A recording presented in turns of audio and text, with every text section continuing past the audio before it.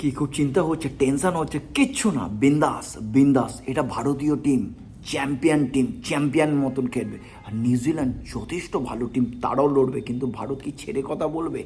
তো সানডে 9 তারিখ ঠিক 2টো সময় যে যার টিভির সামনে বসে পড়ে আমরা ভারতকে জেতানোর চেষ্টা করব। রোহিত ভাই, তুমি প্লিজ কালকে যে কোনো প্রকারে 12টা ওভার টিকে যাও, তাহলে নিউজিল্যান্ড আর নিউ থাকবে না, ওল্ড হয়ে যাবে, ওদের ওল্ড ল্যান্ডে পাঠিয়ে দেবে। আর বিরাট কোহলি, তোমার ফর্মটা যেরকম আছে স্যারকে কন্টিনিউ রাখো, আর কেউ ধারে ঘেঁচতে পারবে না। যে যার মতন দায়িত্ব নিয়ে খেলো। নিউজিল্যান্ড কেন, যদি নিউজিল্যান্ড মতন 10টা টিম আসে তাহলেও আমরা চ্যাম্পিয়ন হব। জয় হিন্দ। আর আমার YouTube channel @time pass Tapas, সবাই দেখুন, শেয়ার করুন, কমেন্ট করুন। আর বাংলাদেশে আমার বন্ধুদের বলছি, সব দেশকে সম্মান করো, আমরা যেরকম বাংলাদেশকেও রেসপেক্ট করি, সব দেশকে সম্মান করো, তোমরাও সম্মান পাবে।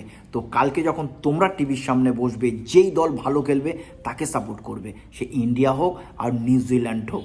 কিন্তু চোখ বন্ধ করে বসে দেখো না, অন্ধ হওয়া তোমাদের অভ্যেস আছে, কিন্তু ভারত জানে চোখ কী করে খুলতে হয়। আর আমরা কালকে জিতবো, আর তোমাদের ওই ঝান্ডা লাঠি সব তোমরা খাটের তলায় ঢুকিয়ে রেখো। জয় হিন্দ।